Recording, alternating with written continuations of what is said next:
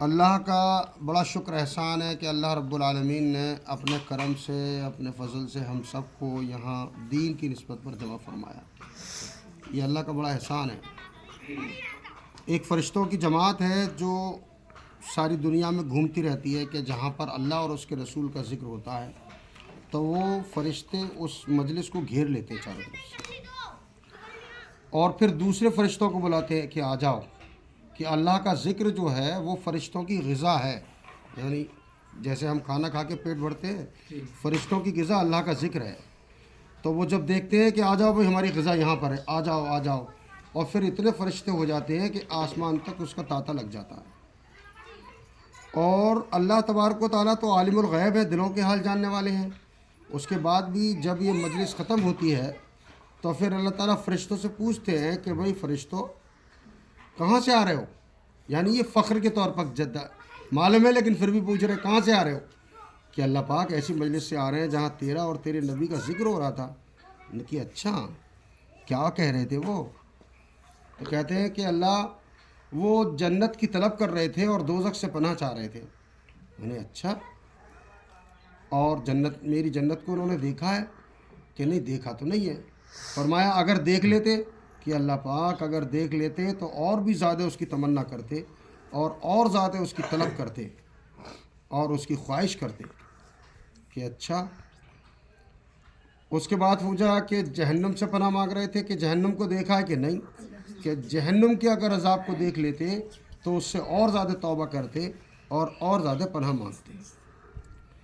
لیکن اللہ تبارک و تعالیٰ نے جنت کو ڈھک دیا کائے سے؟ تقوی سے، پرہیزگاری سے، کہ جو دنیا میں تقوی اختیار کر کے آئے گا، پرہیزگاری حاصل کر کے آئے گا، نماز پڑھ کے آئے گا، قرآن کی تلاوت کر کے آئے گا، اچھے کام کر کے آئے گا، والدین کی خدمت کر کے آئے گا، پڑوسی کا حق ادا کر کے آئے گا، بچوں کی اچھی تربیت کر کے آئے گا، اپنی اولادوں کو دیندار بنا کے آئے گا، تو پھر کیا کریں گے؟ پھر وہ جنت میں جائے گا۔ تو فرشتے کہنے لگے اللہ پاک یہ تو بڑا مشکل ہو گیا۔ وہ جہنم کو دیکھا کہ نہیں دیکھا؟ جہنم کے عذابات ایسے سخت عذابات کہ ہر آدمی پناہ چاہے اس سے۔ لیکن پھر فرمایا جہنم کو اللہ پاک نے کائے سے ڈھک دیا؟ شہوتوں سے ڈھک دیا، دنیا کی خواہشات سے ڈھک دیا۔ پھر کہنے لگے اب بتاؤ، تو فرشتے کہنے لگے اب تو شاید ہی اس جہنم سے کوئی بچ پائے گا، کیونکہ جتنی دنیا کی خرافات میں لگے گا اتنا ہی وہ جہنم کا مستحق ہو جائے گا۔ تو اللہ ہم سب کی حفاظت فرمائے کہ دنیا جو ہے برائیوں سے بھری ہوئی ہے اور قبر اعمال کا صندوق ہے۔ ہم جو دن ابھی جس وقت ہم اعمال کر رہے ہیں اس وقت ہمارا امتحان چل رہا ہے، اور دو فرشتے ہمارے کاندھوں پر ہیں۔ ایک سیدھے کاندھے پر فرشتہ ہے جو نیکیوں کو لکھ رہا ہے، ایک الٹے کاندھے پر فرشتہ ہے جو برائیوں کو لکھ رہا ہے۔ ہم 24 گھنٹے میں دیکھیں کہ ہم کتنی نیکیاں کرتے ہیں اور کتنی برائیاں کرتے ہیں۔ تو نیکیاں تو ہم گن کے کرتے ہیں، کبھی ظہر کی پڑھ لی، کبھی عصر کی پڑھ لی، کبھی مغرب کی پڑھ لی۔ 5 نمازیں روز پڑھنے کا ہمارا معمول نہیں ہے، اور اللہ کا حکم 5 نمازوں کا ہے، اور 5 ہی نمازوں پر اللہ تعالیٰ نے وعدہ فرمایا ہے کہ جو شخص 5 نمازوں کا اہتمام کرے گا اللہ اس کو 5 انعام دیں گے۔ دیکھیے 5 انعام کون کون سے ہیں خوب سمجھ لیجئے۔ 5 وقت کی نماز پر انعام ہے، 3 وقت پر نہیں ہے، 2 وقت پر نہیں ہے، 1 وقت پر نہیں ہے۔ 5 وقت کی نماز اللہ کا حکم ہے، فرض ہے، اس کو پڑھنا لازم ہے، ضروری ہے۔ تو 5 وقت کی نماز پر 5 انعام کون کون سے؟ نمبر 1، دنیا میں رزق کی تنگی دور کر دیں گے۔ تو کہتے ہیں کہ بچے کی پیدائش سے لے کے اس کے مرنے تک دنیا کی جتنی ضرورتیں ہیں وہ سب رزق ہیں، جس کا وعدہ اللہ تبارک و تعالیٰ لے رہے ہیں کہ ہم رزق کی تنگی دور کر دیں گے، یعنی دنیا میں کوئی پریشانی ہونے نہیں دیں گے۔ کب؟ کہ جب ہم 5 وقت کی نمازیں پڑھتے رہیں گے۔ تو ہم سب بھی ارادہ کریں انشاءاللہ، اب تک جو غلطی ہو گئی، لیکن آئندہ اب آج کے بعد سے کبھی نماز نہیں چھوڑیں گے انشاءاللہ۔ تو 5 نماز جب پڑھیں گے تو پہلا انعام ملے گا روزی کی تنگی۔ جب روزی کی تنگی دور ہو گئی تو پھر دنیا میں جتنی بھی زندگی ہو اللہ تعالیٰ آسانی سے گزار دے گا۔ ہم روزی کی تنگی زیادہ کما کے زیادہ محنت کر کے دور کرنا چاہتے ہیں جو نہیں ہو سکتی، جس پہ اللہ کا وعدہ ہے۔ اور دوسرا انعام اللہ تبارک و تعالیٰ دیں گے کہ قبر کا عذاب ہٹا دیں گے۔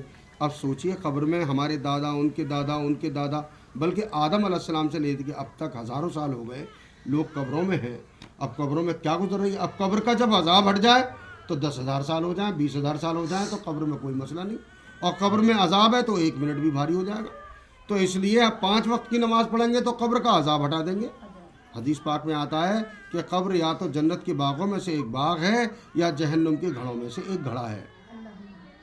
جب ہم خیر کے کام کر کے جائیں گے، نمازیں پڑھ کے جائیں گے، قرآن کی تلاوت کر کے جائیں گے، صلہ رحمی کر کے جائیں گے، ہمدردی کر کے جائیں گے، بچوں کی اچھی تربیت کر کے جائیں گے، ہمارے مرنے کے بعد بھی ہمارے بچے نمازیں پڑھیں گے، قرآن کی تلاوت کریں گے، اللہ کے راستے میں نکلیں گے، تو کیا ہوگا؟ ہم قبر میں ہوں گے، ہمارے نامہ اعمال کھلے ہوئے ہوں گے، ہمارے نامہ اعمال میں نیکیاں جا رہی ہوں گی.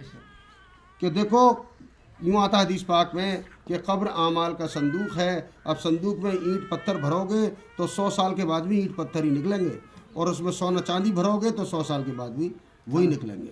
تو اب ہم قبر میں نیک اعمال بھر دیں، نماز بھر دیں، قرآن کی تلاوت بھر دیں، صلہ رحمی بھر دیں، غم گساری بھر دیں، عیادت بھر دیں، اور تمام نیک اعمال بھر دیں، تو کیا ہوگا؟ کل قیامت میں جب اللہ پاک حساب لے گا، ہمارا نامہ اعمال کھولا جائے گا تو اس میں نیکیاں بھری ہوئی ہوں گی.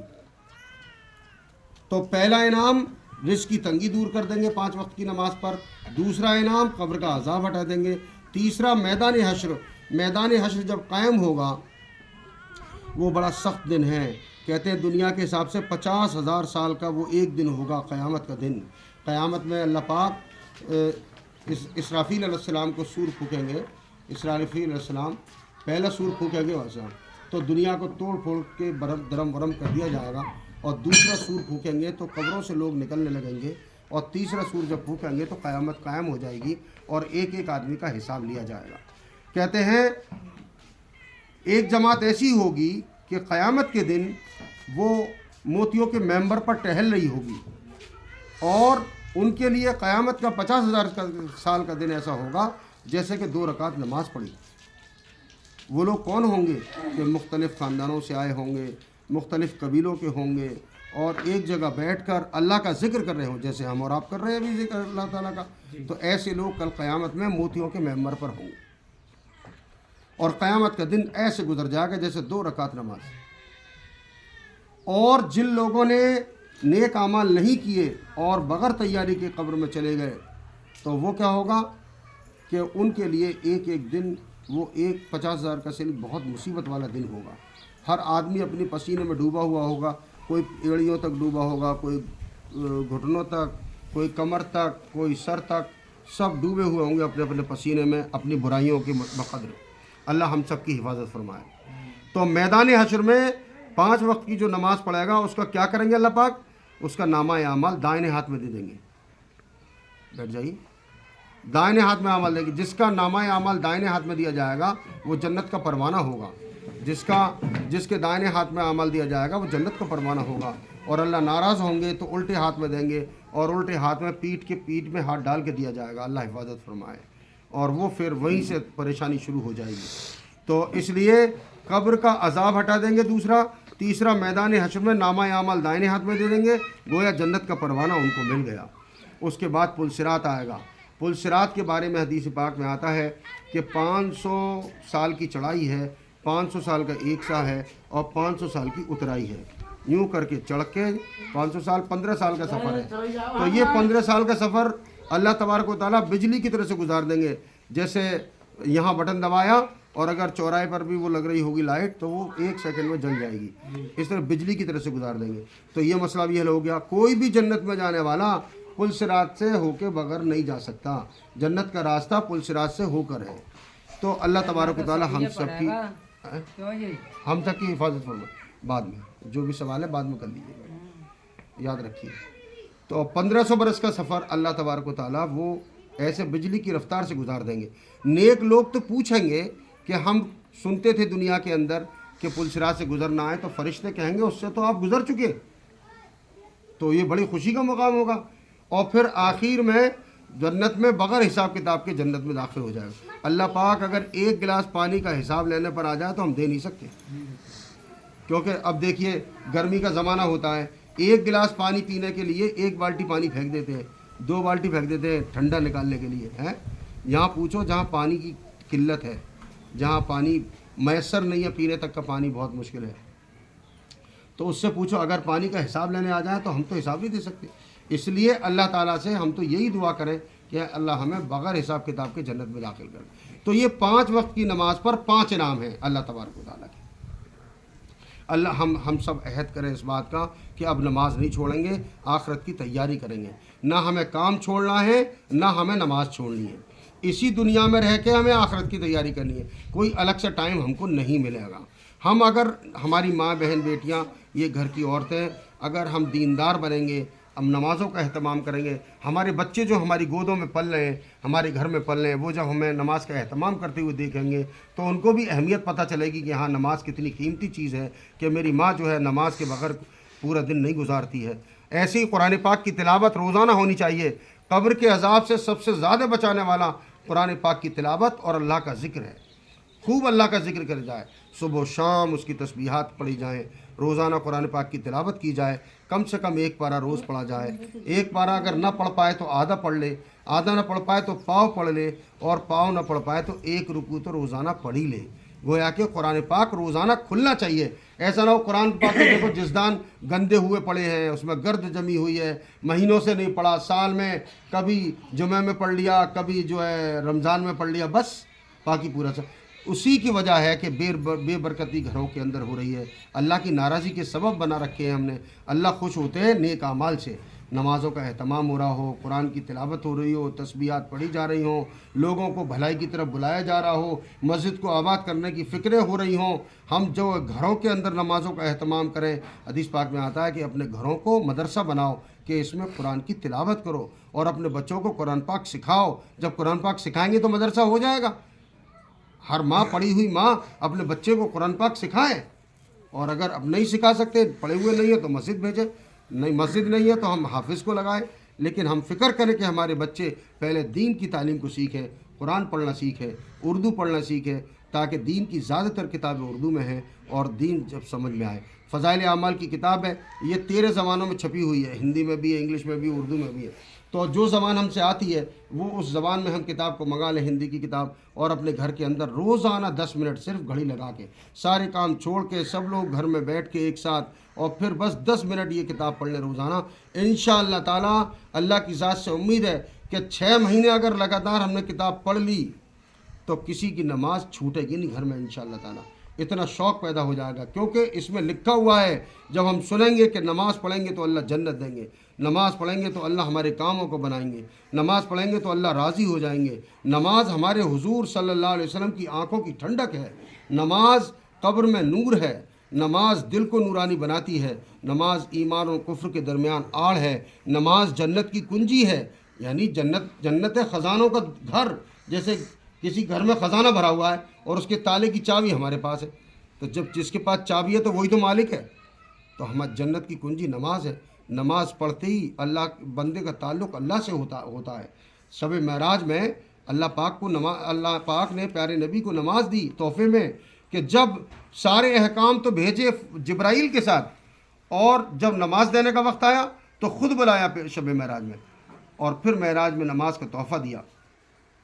یہ اللہ پاک نے 50 وقت کی نماز دی تھی۔ سوچو ذرا کیا حال ہوتا 50 وقت کی نماز ہوتی تو۔ ابھی 5 کی نہیں پڑھ پا رہے تو 50 کی کیسے پڑھتے؟ پھر موسیٰ علیہ السلام نے بھیجا، پوچھا موسیٰ علیہ السلام نے کیا دیا اللہ نے، تو وہ کہنے لگے 50 وقت کی نماز۔ بڑے خوش ہو رہے تھے اللہ کے نبی صلی اللہ علیہ وسلم، 50 وقت کی نماز دی ہے تحفے میں۔ ارے بھائی واپس کرو، ذرا واپس جاؤ، کم کراؤ، کیونکہ میری امت پر 2 وقت کی نماز تھی، وہ 2 وقت کی نہیں پڑھ پا رہے تھے، 50 وقت کی کیسے پڑھیں گے؟ تو بار بار موسیٰ علیہ السلام نے ہمیں اللہ کے پاس بھیجا پیارے نبی کو، اور پھر اللہ پاک نے 5 وقت کی نماز کر دی، اور پھر کہا کہ دیکھو اے محمد صلی اللہ علیہ وسلم، اب میرے پاس مت آنا، کہ نماز تو 50 وقت کی ہی ہے، لیکن تمہارے بار بار آنے سے میں نے کم کر دی ہے، لیکن جو بندہ 5 وقت کی نماز پڑھے گا اسے 50 وقت کی نماز کا ثواب ملے گا۔ سوچو ذرا، یہ 5 وقت میں اللہ تبارک و تعالیٰ 50 نمازوں کا ثواب دیں گے، سوچ لو۔ اسی لیے کہتے ہیں کہ کل قیامت میں جب نیکیاں کم پڑ جائیں گی اور نمازوں میں گھاٹے ہوں گے تو اللہ پاک نفلوں سے نمازوں کو پورا کریں گے۔ اس لیے تھوڑی نفلیں پڑھنے بھی ہم کے عادی بنیں۔ اشراق کی نماز کی بڑی فضیلت ہے، جو بندہ فجر کی نماز پڑھ کے اپنی جگہ پر بیٹھا رہے، اللہ کے ذکر میں مشغول رہے، پھر 2 رکعت نماز نفل پڑھے اشراق کے، تو اس کو 1 حج اور 1 عمرے کا ثواب ملتا ہے۔ 1 حج میں 5 لاکھ روپے خرچ ہو رہے ہیں اس بار، سمجھے، اور 1 عمرہ تو 50,000 اس میں 1 لاکھ اس میں سمجھ لو، تو 6 لاکھ روپے سمجھ لو کہ اللہ کے راستے میں صدقہ کر دیے 2 رکعت 4 رکعت نماز پڑھنے میں۔ کتنا آسان ہے، گھر پہ بیٹھے، کہیں جانا نہیں ہے، اپنے گھر میں رہ کے ہم سب نیت کریں بھئی، ہماری خواتین بھی، ساری عورتیں، کہ بھئی انشاءاللہ نماز پڑھیں گے اشراق کی بھی انشاءاللہ تعالیٰ، اور راتوں میں اللہ پاک توفیق دے دے۔ تہجد کی نماز ہے، اب تہجد میں رات میں نہیں اٹھ سکتے تو ہم عشاء کی نماز پڑھنے کے فوراً بعد 2-4 رکعت تہجد کی نیت سے پڑھ سکتے ہیں، تو تہجد کی نماز پڑھنے کا ثواب مل جائے گا۔ اور ظہر کی نماز سے پہلے کا جو وقت ہے، یہاں پر بھی یہ بھی بہت مقبول وقت ہے، اور اس میں روزی کی تنگی دور کی جاتی ہے، تو اس میں 2 رکعت نماز پڑھ کے اللہ سے مانگے، اللہ برکت کی روزی عطا فرمائے۔ تو دنیا تو گزر جائے گی، لیکن قبر کا مسئلہ بڑا سخت ہے، اس لیے ہمیں اگر ابھی ہم نے تیاری نہیں کی، جیسے برسات کے آنے سے پہلے اگر ہم نے اپنی چھت کو صحیح نہیں کیا تو برسات آنے پر بھیگنا پڑے گا۔ برسات کے آنے سے پہلے برسات کی تیاری، جاڑوں کے آنے سے پہلے لوگ رضائیاں بھروانا شروع کر دیتے ہیں، نہیں کر دیتے؟ ایسے ہی ہم مرنے سے پہلے کہتے ہیں عقل مند شخص وہ ہے جو مرنے سے پہلے مرنے کی تیاری کر لے، اور کامیاب شخص وہ ہے جو جہنم سے بچا لیا گیا، جنت میں داخل کر دیا گیا، وہ کامیاب ہو گیا۔ تو ہم سب عہد کریں انشاءاللہ کہ اس کتاب کو منگا کے روزانہ پڑھیں گے، تاکہ ہمیں روزانہ تھوڑا تھوڑا، کہتے ہیں ایک سیلاب آ کے پتھر پہ چلا جائے، پہاڑ پر چلا جائے، کچھ نہیں بگاڑ سکتا۔ اور دیکھیے ٹنکی کے نیچے ایک پتھر رکھ دیجئے آپ، پتھر کتنا سخت ہے، اور ایک ایک بوند گرتی ہے تو اس میں سوراخ کر دیتی ہے۔ ایسی روزانہ اگر یہ تعلیم ہمارے گھروں میں ہوگی، اور ہمارے بچے دیکھیں گے ہماری مائیں، ہماری دادی، ہماری نانی، ہماری خالہ سب نماز پڑھ رہے ہیں، تو بچے بھی نماز کا شوق پیدا ہو جائے گا۔ اور لڑکوں کو جو ہے اور مردوں کو مسجد بھیجیں، ہم روزانہ کہیں بھی جاؤ مسجد میں نماز پڑھیں اپنے مردوں کو، کوئی جائے نہ جائے مگر ہم روزانہ کہیں، اور مردوں کا یہ عمل ہو کہ جب بھی نماز پڑھنے جائیں تو کہہ کے جائیں بھئی سب لوگ نماز پڑھ لو، نماز کا وقت ہو گیا، میں نماز پڑھنے جا رہا ہوں، سمجھے؟ تو اپنی طرف سے یہ ہماری کیا ہو جائے گی، ہدایت ہو جائے گی۔ ایسا کریں گے تو انشاءاللہ بہت نفع ہوگا، بہت نفع ہوگا۔ ایسے یہ جو ہے جس طریقے سے ہم نے جس دن سے کھانا شروع کیا ہے آج تک ختم نہیں کیا ہے، اسی طریقے سے ہم جب نماز شروع کریں تو موت تک اس کو پڑھتے رہیں۔ ایسا نہ ہو کہ 10 دن پڑھی پھر چھوڑ دی، 5 دن پڑھی پھر چھوڑ دی۔ عورتوں کو تو گنجائش ہے، حیض و نفاس کے وقت نماز معاف ہے، جو مہینے میں جو ضرورت ہوتی ہے اس میں 5 دن 7 دن جو حیض آتا ہے اس میں نماز معاف ہے، اس کی نماز نہیں پڑھنی۔ بچے کی ولادت کے بعد 1.25 مہینہ کی جو ہے نماز معاف ہے، مرد کو کسی حال میں معاف نہیں ہے، عورت کو معاف ہے۔ یہ عورت کو 2 رعایتیں دی گئی ہیں، مہینے کے 3 دن 5 دن 7 دن جو بھی اپنا ڈیوریشن ہے اس میں نماز معاف ہے، اس میں نماز نہیں پڑھنی، اور ایسی نفاس کے وقت میں نماز نہیں پڑھنی ہے۔ البتہ رمضان میں اگر حیض آتا ہے تو حیض میں نماز نہیں پڑھنی، لیکن روزہ رکھنا پڑے گا، روزہ فرض ہے۔ بغیر رمضان کے جو روزے رکھے جائیں گے، جو چھوٹے ہوئے ہوں گے، اس کو ایسے ہی ثواب ملے گا جیسے رمضان میں روزے رکھے۔ تو ان چیزوں کا اگر ہم اہتمام کریں گے تو انشاءاللہ ہمارے گھر کے اندر روزی کی برکت ہوگی، اللہ کی ناراضی ہماری دور ہوگی، اللہ ہم سے خوش ہوگا، پھر ہماری دنیا بھی اچھی بنے گی اور آخرت بھی اچھی بنے گی۔ اللہ تبارک و تعالی ہم سب کو کہنے سے زیادہ عمل کی توفیق دے، اور اپنے مردوں کو ہم اللہ کے راستے میں بھیجیں۔ باپ ہے، بیٹا ہے، بھائی ہے، شوہر ہے، سسر ہے، تو ہم خوشامد کر کے محبت سے پیار سے ان کو اللہ کے راستے میں بھیجیں، تاکہ وہاں پر وہ علم سیکھ کر آئیں، پھر ہم کو بتائیں۔ اور یہاں جو مسجد میں تعلیم ہو، ہم گھر پہ آ کے روزانہ بتائیں، آج مسجد میں یہ حدیث پڑھی گئی، آج مسجد میں یہ حدیث پڑھی گئی۔ ہم اس کو اگر دہرائیں گے تو انشاءاللہ تعالیٰ کیا ہوگا، ہمیں بھی پکی ہو جائے گا سبق۔ تو کریں گے سب انشاءاللہ۔ چلیے دعا کر لیتے ہیں۔ ربنا ظلمنا انفسنا وَإِن لَّمْ تَغْفِرْ لَنَا وَتَرْحَمْنَا لَنَكُونَنَّ مِنَ الْخَاسِرِينَ۔ اے اللہ ہماری خطاؤں گناہوں کو معاف فرما، کوتاہیوں کو معاف فرما۔ اے اللہ کہنے سننے میں جو غلطی کوتاہی ہو اپنے فضل سے معاف فرما، اور کہنے سے زیادہ عمل کی توفیق نصیب فرما۔ اے اللہ ہمارے گھروں میں برکت عطا فرما۔